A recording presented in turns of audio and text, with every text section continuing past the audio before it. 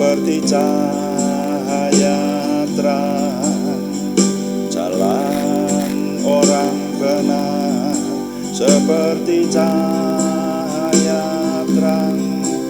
Makin lama semakin bercahaya sampai siang, sampai siang yang sempurna.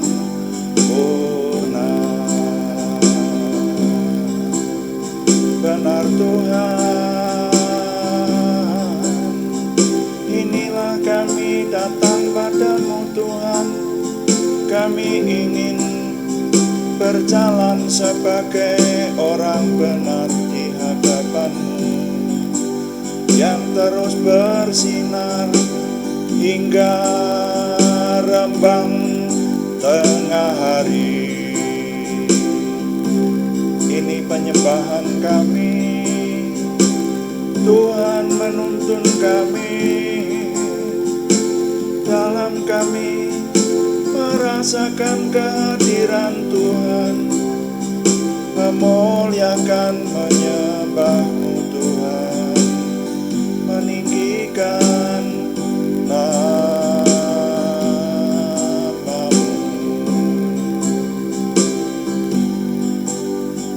Jalan orang benar seperti cahaya terang, jalan orang benar seperti cahaya terang. Makin lama semakin bercahaya sampai siang, sampai siang yang sempurna, sampai siang yang sempurna.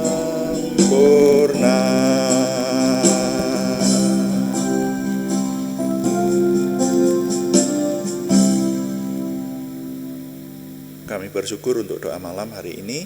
Kami menyerahkan dalam pimpinan Tuhan, untuk Tuhan yang terus menolong, sehingga apa yang kami kerjakan semuanya menjadikan nama Tuhan dimuliakan dan kami semua diberkati.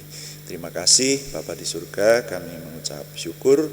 Kami mohon Tuhan yang memberkati kami dengan firman-Mu, juga dengan kami melayani Tuhan bersama-sama. Terima kasih Bapa.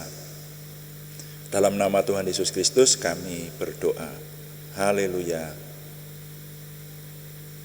Amin. Selamat pagi Bapak Ibu, saudara sekalian yang sudah bersama dengan kita di sini dalam doa malam hari ini. Nah, doa malam melalui online ini diadakan secara iman Kristiani dengan dasar keyakinan kepada Tuhan Yesus Kristus, Yeshua HaMasyiah, Juru Selamat dunia, Imam Besar Agung kami. Dan firman Tuhan yang didokumentasikan dalam kitab suci Perjanjian Lama serta Perjanjian Baru menjadi pegangan kami, menjadi pegangan kita sekalian.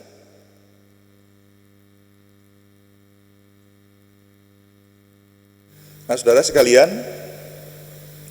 dalam doa malam itu ditujukan untuk membahas pertanyaan Anda sebetulnya. Makanya jika ada pertanyaan yang muncul, saudara memiliki pertanyaan di bidang rohani ya, dan ingin ditanyakan, silahkan dikirimkan kepada kami melalui jaringan pribadi, boleh ya, melalui kolom chatting ketika live streaming itu juga boleh.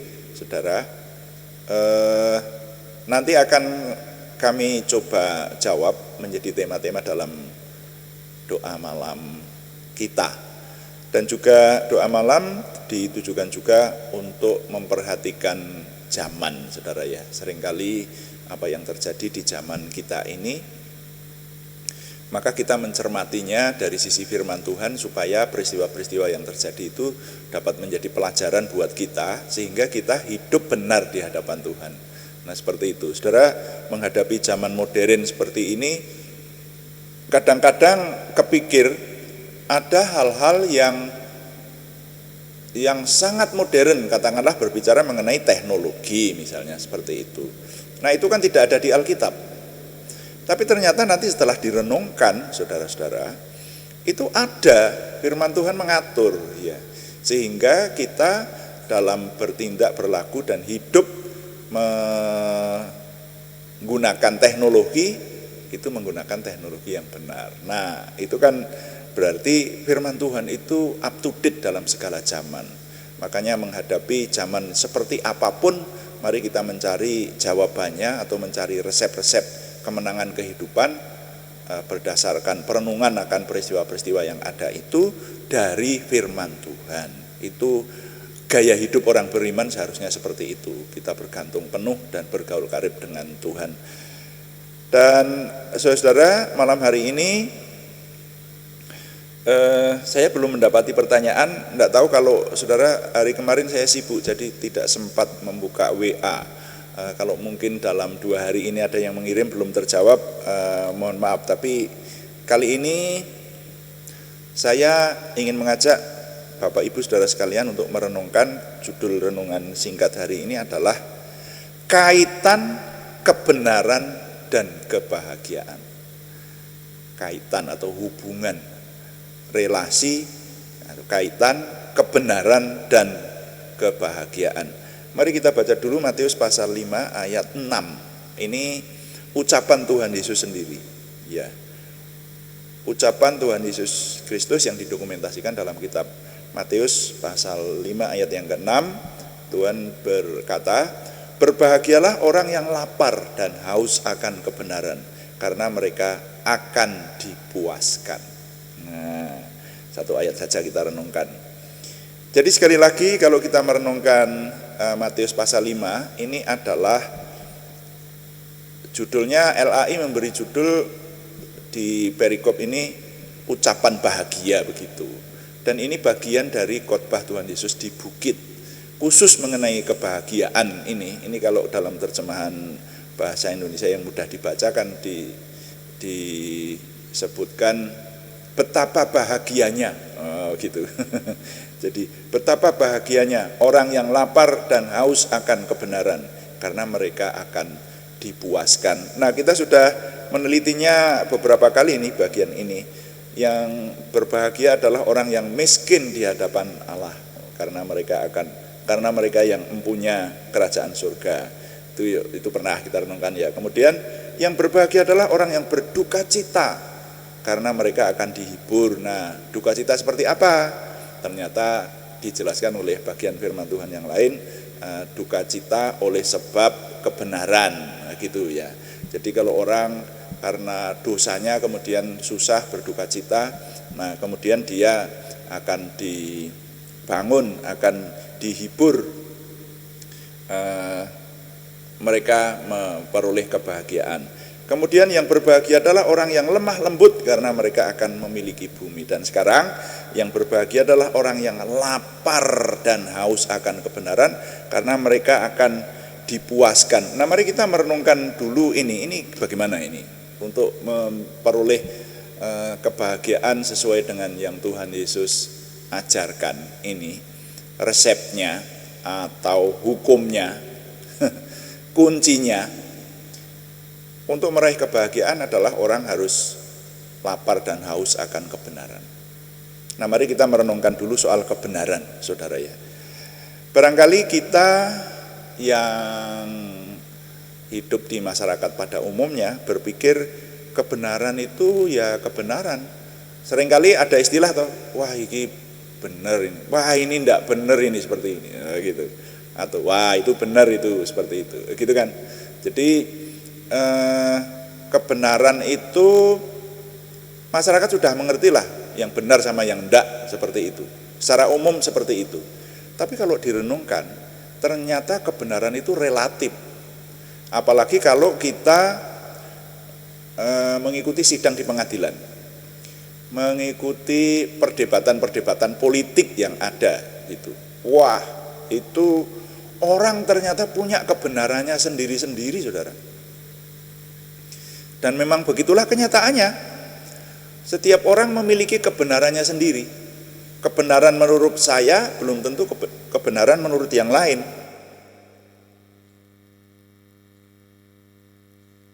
Nah, itu sebabnya maka ada beda pendapat. Jadi bahkan nanti itu saling mendapatkan dukungan masing-masing. Kalau sudah seperti itu, maka kebenaran golongan yang satu belum tentu sama dengan kebenaran golongan yang lain. Nah, terus kebenaran seperti apa yang harus kita anut? Nah, itu saudara ya. Saya memberi contoh saja. Sekarang ini Ukraina dan Rusia. Itu kan pemimpinnya berbeda pendapat toh, lalu perang. Kedua negara itu hari ini masih dalam peperangan. Itu karena memiliki kebenarannya sendiri-sendiri. Yang benar menurut aku begini, sementara di negara lain, pemimpin negara lain berkata, yang benar menurut aku begini. Lalu terjadilah peperangan besar yang mengakibatkan banyak korban, orang tidak bersalah. Nah, jadi kebenaran itu relatif. Nah, yang benar nanti kalau lebih luas lagi, mungkin kebenaran menurut masyarakat. Nah, jadi masyarakat atau umum pada umumnya itu memiliki norma, memiliki kebenarannya sendiri. Itu yang disetujui oleh banyak orang. Kalau ini sudah bukan pribadi lepas pribadi lagi, tapi kebenaran menurut banyak orang. Contoh, kalau orang berjalan di jalan raya hanya memakai pakaian dalam saja, itu orang akan berkata, wah ini tidak benar ini. Ini bertentangan dengan norma umum ini. Iya kan? Berjalan di jalan raya hanya menggunakan pakaian dalam saja gitu. Itu umum sudah tidak setuju ya. Norma umum, jadi masyarakat itu punya norma kebenaran seperti itu. Jadi benar menurut diri sendiri atau benar menurut masyarakat. Nah, lalu yang paling baik itu benar menurut Tuhan. Nah, itu benar menurut Tuhan. Jadi kalau sudah ini kebenaran Tuhan itu sudah habis di situ. Ini kebenaran yang sesungguhnya. Sayangnya di dunia ini ada banyak konsep tentang Tuhan. Lalu nanti orang memiliki kebenaran menurut Tuhannya masing-masing. Lah sekarang konsep Tuhan antara yang satu Tuhan dengan Tuhan yang lain, satu yang maha kuasa dengan yang maha kuasa yang lain berbeda kok. Sekarang orang ada yang memiliki keyakinan seperti ini. Kalau tidak menurut seperti dikehendaki oleh Tuhan yang dia anut, maka orang lain itu sah dibunuh. Orang lain itu halal dibunuh. Seperti itu. Itu kebenaran menurut salah satu Tuhan. Nah, sekarang kalau seperti itu masyarakat umum melihat bagaimana? Ada orang yang melakukan sesuatu yang menyinggung Tuhan dari salah satu aliran. Lalu yang punya aliran itu tidak terima. Maka orang yang menyinggung itu kemudian dibunuh. Dan itu sah, tidak salah menurut pendapat mereka, menurut yang diatur oleh Tuhan mereka. Tapi di hadapan masyarakat, nah itu semena-mena. Kan berarti kembali lagi kebenaran itu relatif. Lalu sekarang kalau lebih memfokus lagi, kita yang adalah umat Tuhan yang percaya kepada Tuhan Yesus Kristus, umat yang percaya kepada Tuhan yang maha kuasa, dan iman Kristiani berkata bahwa Tuhan yang maha kuasa itu hanya dapat dikenal melalui Tuhan Yesus Kristus. Itu ikut kebenaran yang mana? Nah, mari sebagai umat Kristiani yang memiliki iman Kristiani, kita berpegang pada firman Tuhan. Di Injil Yohanes pasal 14 ayat 6, sekali lagi ini berkali-kali sudah saya sampaikan. Tuhan Yesus berkata, "Akulah jalan dan kebenaran dan hidup. Tidak ada orang yang sampai kepada Bapa kalau tidak melalui aku." Nah, ini firman luar biasa. Ini firman ini berlaku untuk dunia sebetulnya, bukan hanya untuk orang Kristen. Sekali lagi, firman Tuhan ini berlaku untuk dunia. Tuhan Yesus berkata, akulah jalan dan kebenaran dan hidup. Tidak ada orang yang sampai kepada Bapa kalau tidak melalui aku. Dalam terjemahan lain disebutkan, istilah kebenaran itu dijelaskan. Di sana ada istilah, kalau dalam bahasa Jawa itu jatining kayekten. Aku iki dalane lan jatine kayekten lan kauripan. Ora ana wong bisa sowan marang Sang Rama yen ora metu ing aku. Nah, kebenaran dijelaskan jatining kayekten. Itu artinya kebenaran di atas segala kebenaran. Jati itu ya sejati. Kayekten itu kebenaran. Jadi jatining kayekten itu kebenaran sejati di atas segala kebenaran. Karena itu bagi umat Kristiani, kalau ingin hidup benar di hadapan Tuhan, ia lakukan firman Tuhan Yesus sesuai dengan yang Tuhan firmankan. Nah, begitu. Apa yang boleh, apa yang tidak boleh, petunjuk mana yang harus dijalani, dan janji-janji mana yang harus dipegang. Itu iman Kristiani, saudara. Sekali lagi, ini iman Kristiani. Jadi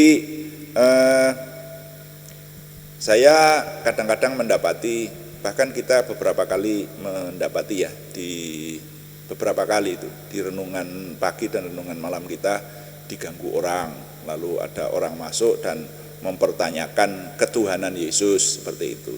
Di sini saya belum menjawab, saudara, tetapi saya bisa menjawab. Semua yang dipertanyakan dan semua yang didebatkan orang itu terjawab semua. Tuhan Yesus Kristus itu tidak bisa diingkari.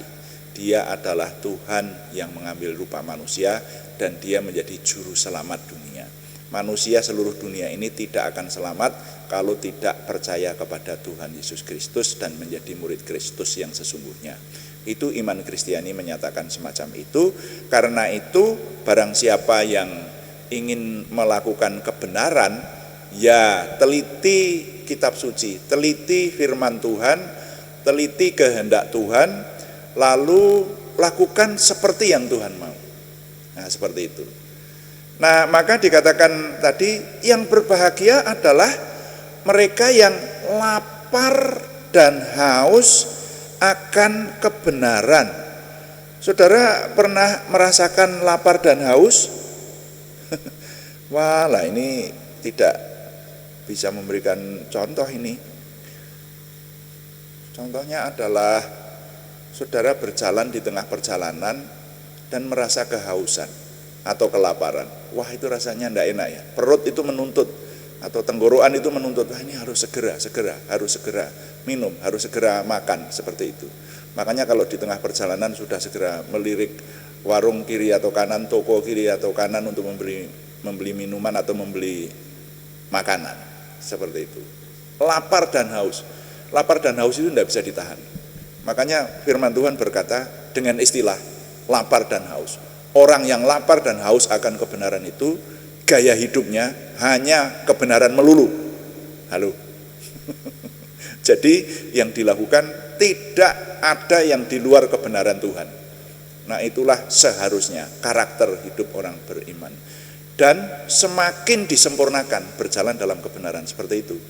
Jadi kalau tidak berjalan dalam kebenaran, terusik rasanya, ada yang salah gitu. Nah, makanya kalau orang beriman tetapi tidak melakukan kebenaran, lalu enak aja begitu, itu akhirnya akan menjadi orang yang tidak beriman. Mulutnya masih mengaku, KTP-nya masih mengaku beriman, memiliki keyakinan tertentu, tetapi kalau hidupnya tidak di dalam kebenaran Tuhan yang dianut, dia sebetulnya sudah keluar dari daftarnya warga kerajaan Tuhan, kira-kira begitulah. Ya, minta maaf kalau saya menggunakan istilah yang cukup ekstrim, tapi saya bisa mempertanggungjawabkan ucapan saya ini.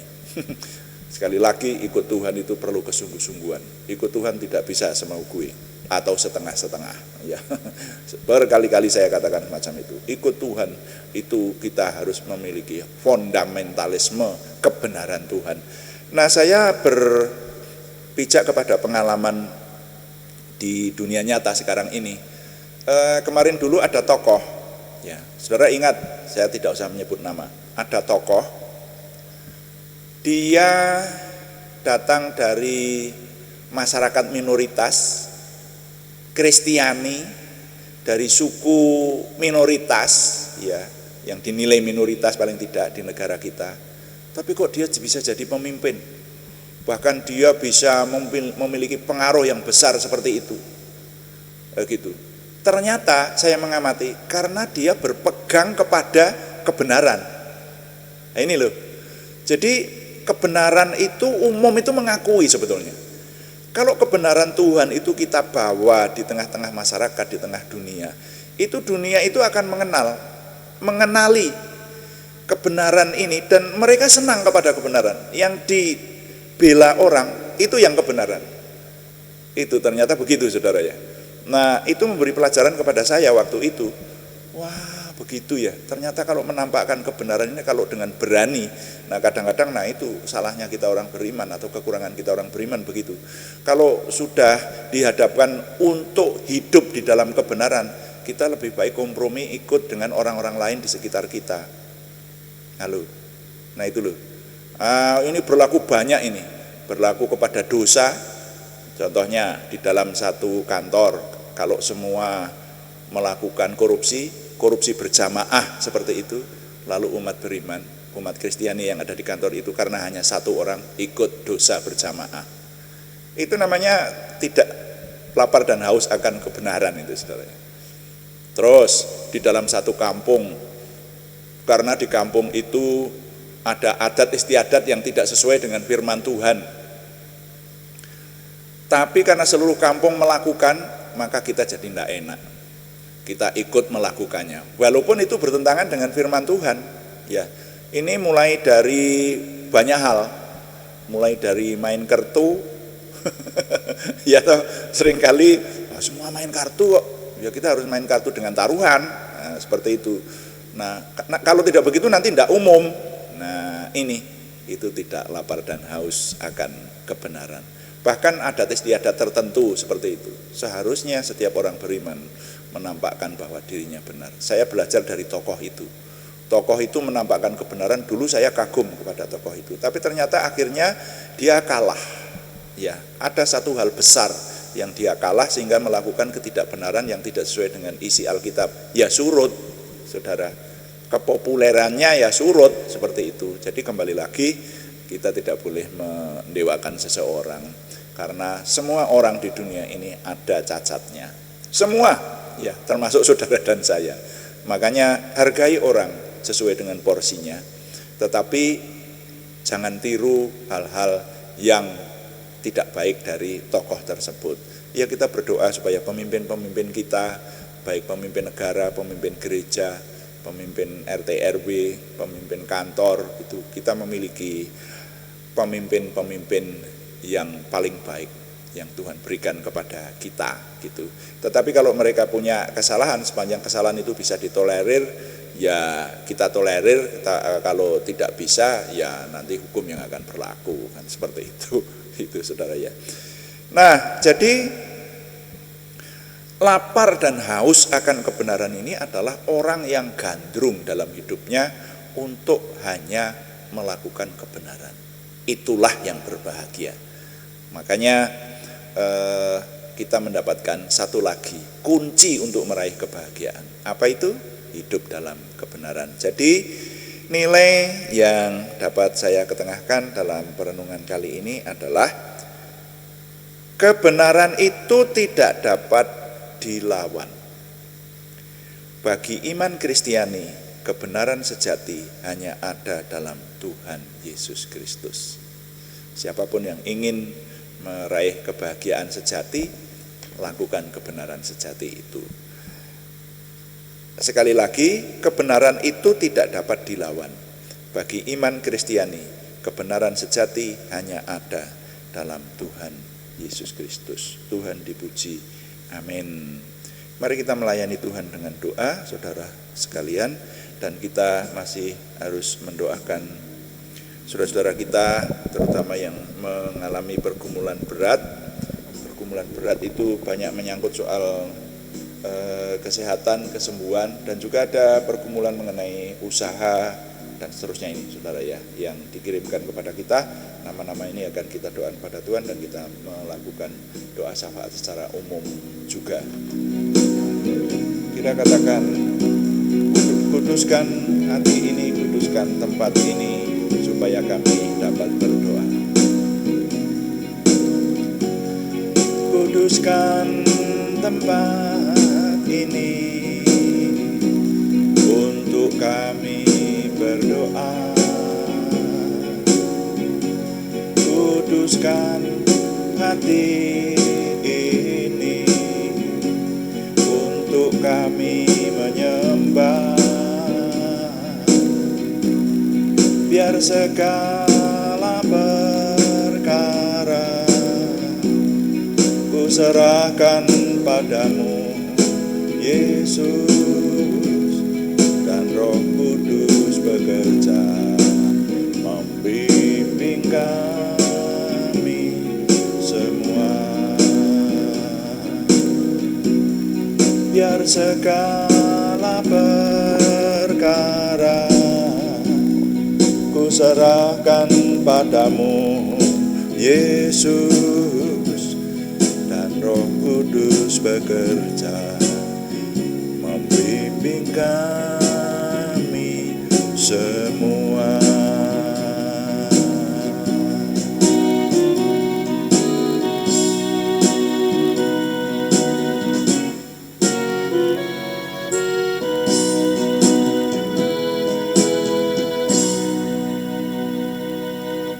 Bapak, kami mengucap syukur untuk doa malam hari ini, untuk firman Tuhan yang Tuhan anugerahkan kepada kami, dan biarlah sesuai dengan kunci yang diberikan oleh Tuhan Yesus untuk meraih kebahagiaan, maka Tuhan memberikan kemampuan kepada kami untuk hidup dalam kebenaran, untuk kami memiliki rasa lapar dan haus akan kebenaran Tuhan, dan kami amalkan, ada di dunia, ada diamalkan untuk orang-orang sekeliling kami, sehingga banyak orang diselamatkan oleh karya Tuhan. Terima kasih, kami mengucap syukur, kami menyerahkan firman ini terus Tuhan tanamkan dalam sikap batin kami, dan oleh pimpinan Roh Kudus yang dominan atas kami, maka firman-Mu semakin berbuah dalam hidup kami. Terima kasih Bapa di surga. Sekarang kami berdoa syafaat khususnya untuk bangsa dan negara kami. Terus kami berdoa siang malam menyerahkan supaya bangsa dan negara kami ada dalam kedamaian dan kesejahteraan yang dari Tuhan. Bahkan juga kota-kota di mana kami tinggal, Tuhan jagai, Tuhan berikan kesejahteraan. Kami mengucap syukur dan kami izinkanlah berdoa untuk nama-nama yang dalam minggu ini masih harus kami doakan di hadapan Tuhan, yaitu mereka khususnya yang membutuhkan kesembuhan dari Tuhan. Kami berdoa untuk saudara-saudara kami yang bergumul untuk memulihkan kondisi setelah operasi bedah otak di Jakarta, saudara kami yang menderita karena ada gangguan pembengkakan tubuh di beberapa tempat, yang sudah cukup usia, ada anak yang kami doakan supaya terus diberi oleh Tuhan pertumbuhan yang sempurna seperti yang diharapkan. Untuk saudara kami yang menderita anemia aplastik, untuk saudara kami yang sedang berjuang mengatasi batu ginjal dengan terapi-terapi yang ada, untuk yang stroke, untuk yang beberapa kali mengalami kemoterapi, kami terus menyerahkan kepada Tuhan. Kami berseru siang malam kepada Tuhan. Dalam nama Tuhan Yesus Kristus, Yeshua HaMasyiah, Tuhan memberikan kesembuhan yang semakin sempurna kepada saudara kami Suti Elis Rahayu di Jakarta, saudara kami Tumbur Baruhum Nainggolan di Kudus, saudara kami Siti Rondiah Cahyani Bagiowati di Semarang, saudara kami anak Alek Giovanni Wibowo di Salatiga, saudara kami Arni Setiawati, saudara kami Budi Suswanti, saudara kami Yohanes Sutarman, saudara kami Sri Yuli Ningsih Siswoyo, semuanya di Purwodadi. dan bahkan kepada nama-nama yang belum kami sebutkan lagi, tetapi yang bersama dengan kami merindukan kesembuhan dari Tuhan. Dalam nama Tuhan Yesus Kristus, Tuhan yang memberi, kami menantikan Tuhan terus menolong kami. Ini seruan kami kepada Tuhan. Dan juga kami berseru untuk pergumulan yang lain selain kesembuhan, yaitu pergumulan dari saudara kami Yohana Asri Sabtorini di Kediri dan saudara kami Warsiti di Purwodadi. Tuhan yang menjawab doa, memberikan terobosan baru sehingga pertolongan Tuhan nyata buat kami. Kami mengucap syukur setiap hari kami menyelesaikan tugas-tugas kami menyerahkan kepada Tuhan, baik tugas keseharian maupun tugas pelayanan onsite maupun online. Kami menyerahkan Tuhan yang memberkati sehingga semakin dapat kami sempurnakan, semuanya tertuju kepada kesempurnaan Tuhan untuk kemuliaan nama Tuhan. Terima kasih Tuhan. Kami sangat mengucap syukur dan menikmati. Dengan ini setiap hari Tuhan memberikan kepada kami semakin memiliki pengenalan akan Tuhan, percaya diri bersama Tuhan, antusiasme, optimisme, semangat bergairah menyambut masa depan kami untuk menang bersama dengan Tuhan. Kami mohon Tuhan yang menyempurnakan doa kami oleh pertolongan dan pimpinan Roh Kudus.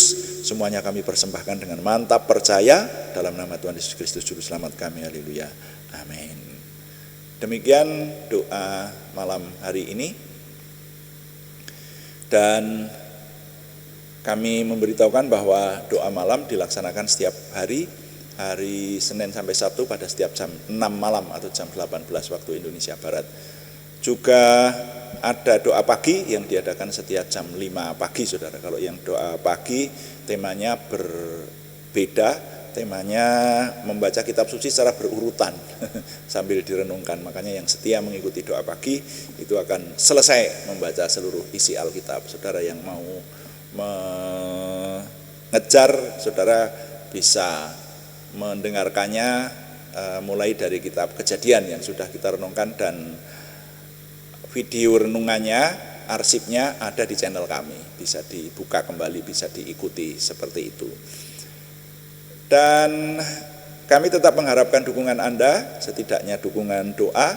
Terima kasih yang belum memberikan subscribe, berkenan memberikan subscribe, like, komen, dan share, bagikan kepada teman-teman lain sehingga lebih banyak lagi yang diberkati bersama dengan kita. Selamat malam, Tuhan memberkati. Amin.